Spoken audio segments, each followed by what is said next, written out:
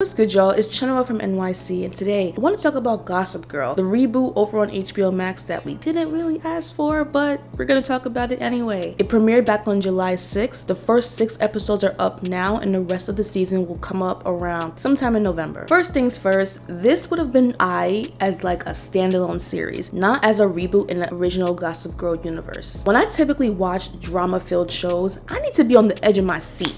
Okay? When the stakes are high for a character in a show, like when they seriously have something to lose, that's when I'm most invested. I feel like I'm on a roller coaster ride with them. However, in this show, all we really see them do is strive to save face and maintain their status. But after the first 2 episodes of that, it's like, okay, is there anything else? I don't know if it's just me, but it feels like the original Gossip Girl was more intense, or at least the relationships between each character were more fleshed out and of more substance. So far, I can say this show did not have me on the edge of my seat at all. I was reclining comfortably. That's not how I want to be. Like, I could be watching an episode, right? It's leading us in a direction where I'm like, oh snap, wait, what's about to happen? What's going on? Then the peak comes, the peak of the episode comes, and all that drama that we've been leading up to is just like watching a balloon just like deflate, sadly. Alright, y'all, I have a lot more to get into, including my thoughts on each and every character. Spoilers are included, so stick around and let's get into it. Well, this stuff made New York City. New York City.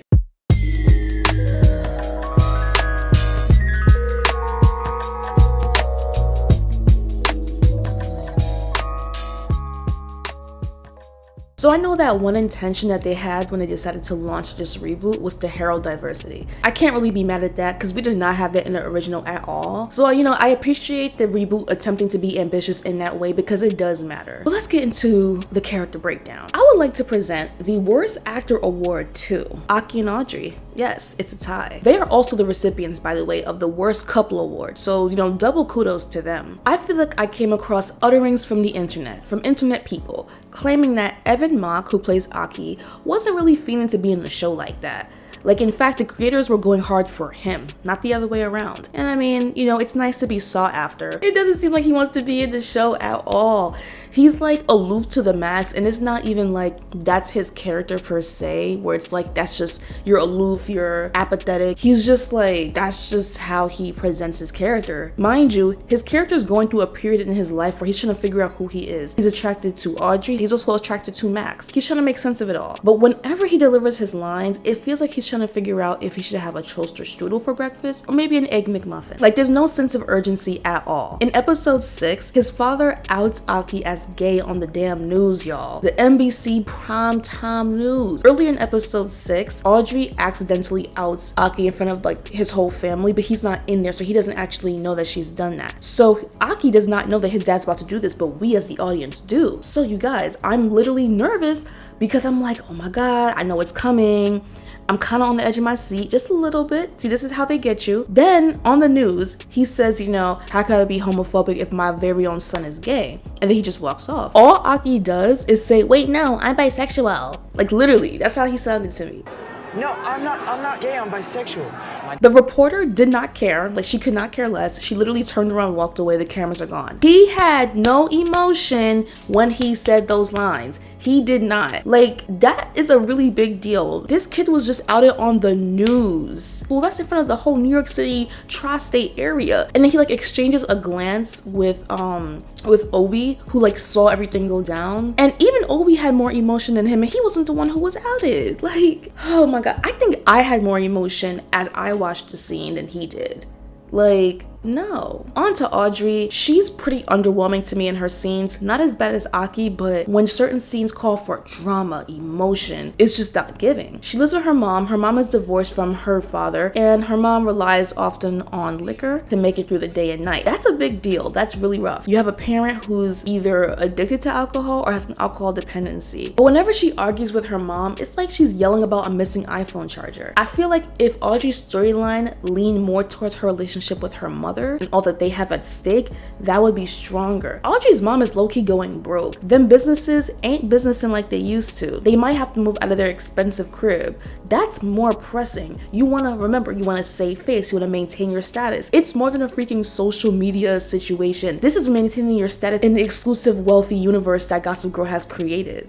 Like, that's actually a big deal, and it's not played up enough. In episode 6, Audrey and her mom have a moment in the hospital following a health scare, and it helped them focus on what's more important. The acting was low-key slacking, I'm not gonna lie. Like, while they're embracing, the mom, I ain't seen not one tear come out of her eyes. Unacceptable.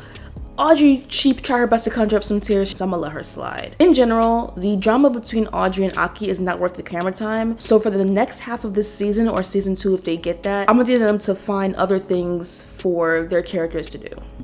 Just not each other, because no. The Young Icon Award goes to both Monet and Luna. Look at the material. You should be. They are single-handedly keeping the Gossip Girl vibe alive. Nobody else on this show is keeping the Gossip Girl vibe alive. Just because you go to an expensive school, you're rich, you wear fly clothes, which that's like one of my only pros of this show. Like, them outfits are fire. They have that exclusive type of energy. They're fashionable. They have the right amount of attitude, but they don't get enough camera time at all. Like, literally in the 6th episode, Monet's not even in it, and Luna is there, but she's just used to help Julien, like, get in contact with some brand deals, which we'll touch on later on. We deserve a backstory or the chance to delve into their personal lives on the show, because right now it's giving prop and accessory. It's like Luna is Julien's earrings and Monet is Julien's bracelet to her ensemble. Like, that's it. They're not being used to their full potential at all. Mind you, they said that Monet is a lesbian, which, like, I don't know if I wasn't paying attention, but like, I didn't even realize that she was, because y'all are not talking about her at all. On to Max. I love him, but he gets the "Oh No Honey" award. But it's not really his fault. At first, I was feeling his character. He's a young queer man. He's finding himself in the midst of Aki and Audrey's relationship. I like the relationship that he has with his parents. His parents are kind of going through a rocky time in their relationship. One of his fathers is, I guess, a bit more flamboyant and out there and than the other dad would like. And he's kind of like loyal to that more flamboyant dad. He's dedicated to making sure that his parents stay together, and I just think it's so sweet to see. However, somewhere, somehow, these writers done lost their damn mind.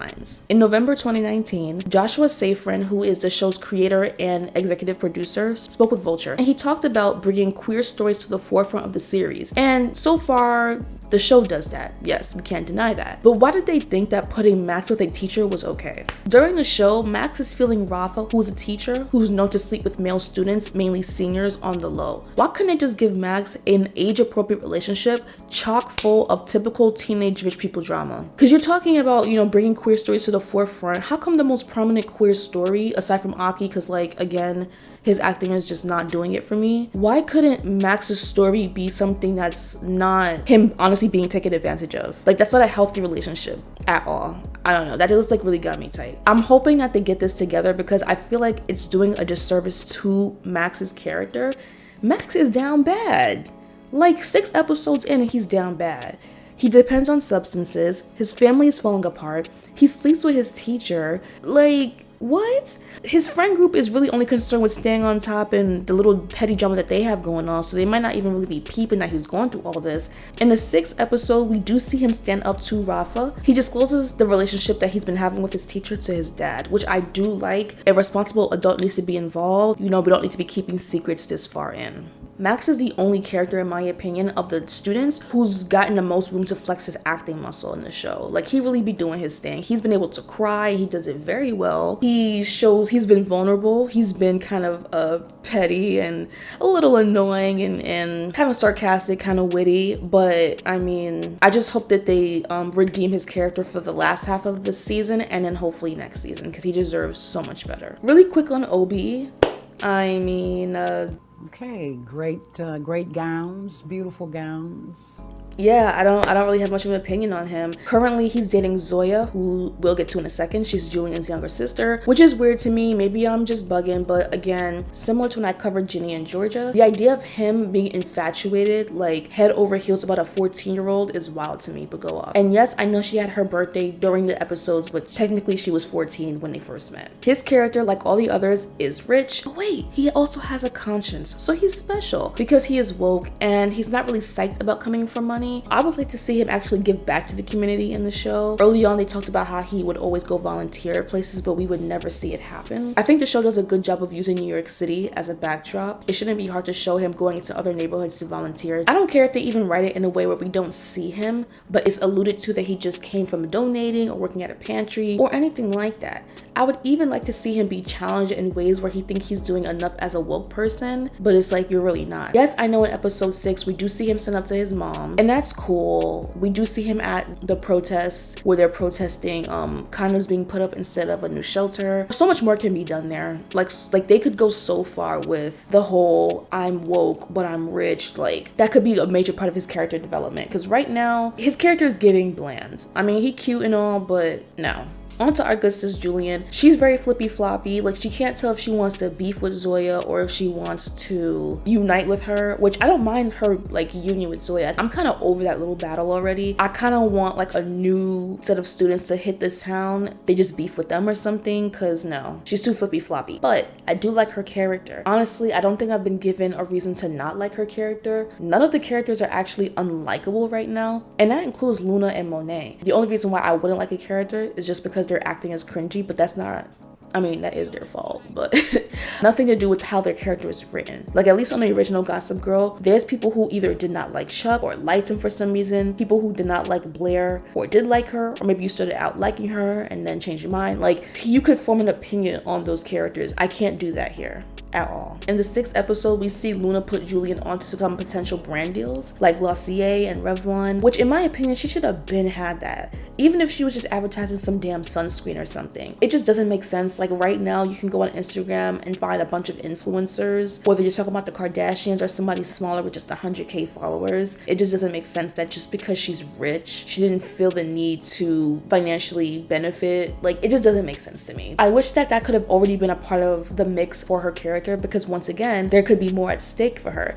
She'd be more determined to maintain that perfect image by any means necessary, because right now all she's doing is flexing for social media, and that's not enough to me. On to our good sis Zoya. She's the most age appropriate casting on the show. She turned 18 this year, so at least she's not like 30 years old playing a sophomore or whatever. The drama surrounding, and maybe if I'm being harsh, let me know, but the drama surrounding the reason why she had to leave her school in Buffalo was very underwhelming to me. Basically, when she was in Buffalo, she was being bullied by people who did not have her best interest at heart. She thought they were her friends, but they weren't. There's a video of her that they recorded of them like egging her on to do like dumb stuff like, you know, vandalism and like trashing places. Then they lock her in a chem lab and they torment her, won't let her out, and she starts kind of freaking out, which I would too, because I don't want to be locked in places without an escape. And she sets a fire in order to escape. That's horrible and corny. Those girls are trash, understandable, but the way that they led up to the reveal was very extra. I was actually invested. They showed everybody why Zoya had to leave her school at her birthday party. I was really invested. I'm trying to guess how wild it would be. Like I genuinely had no idea what her big secret was. And then when they leaked it, I'm just like, okay, I guess. Like similar to the other characters, I don't know if I like or dislike Zoya. I mean, I don't dislike her, but I'm very neutral towards her and most of the other characters. I do like her relationship with her dad, and I like how she speaks her mind, especially at that dinner with all the rich parents in episode 6. I know it could be seen as annoying, but that's her brand, you know, that's her personality, so you can't really be mad at that. As she continues to get immersed into like this rich world, I would like to see how she grapples with the wealthy, exclusive New York enclave that she's, you know, being ushered into, and then her roots and values. Let's touch on the teachers real quick. I think we're all on the same page. It's ridiculous. The fact that Kate is so engrossed into a damn anonymous Instagram page that gossips about high school students, where she's a whole ass writer. Like she's literally was trying to get into a renowned, like internationally renowned literary English magazine, and she almost fumbled the bag. I mean, she didn't get it anyway, but like another teacher had to say, girl, go like do your submission, because she's so pressed on like getting tea. I think what did it for me was like we see like the male teacher take a picture of Obie and Zoya like in his crib. Why do you act like that? Like what? The way that you act, you don't see how you act, why people don't want to be around you?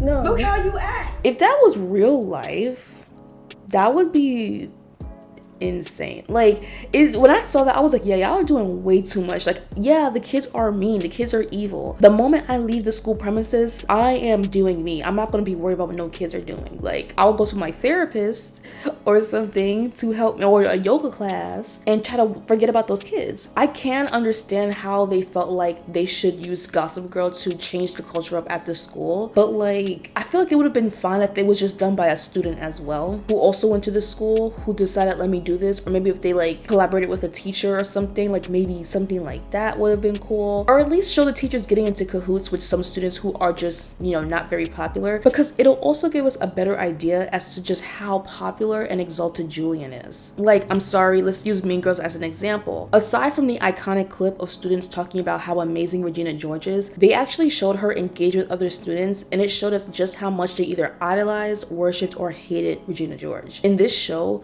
they don't actually show us how Julien is popular, they just tell us that she is. They're like, oh, you have so many followers, blah, blah, blah, blah, blah.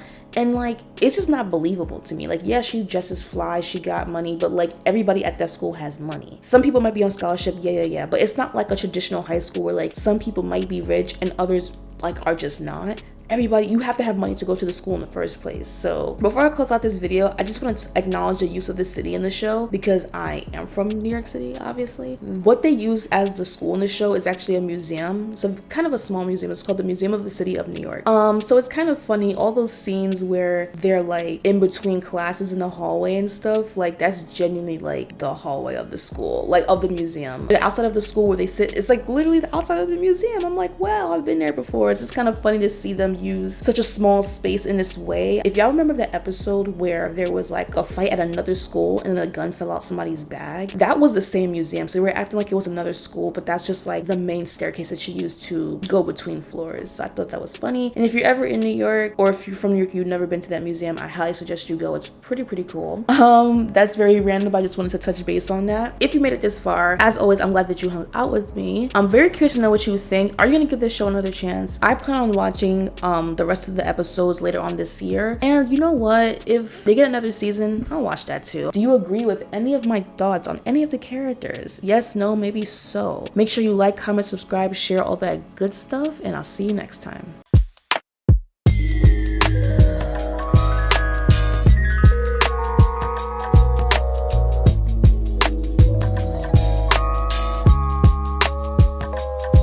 All right, say bye to the people. Bye to the people.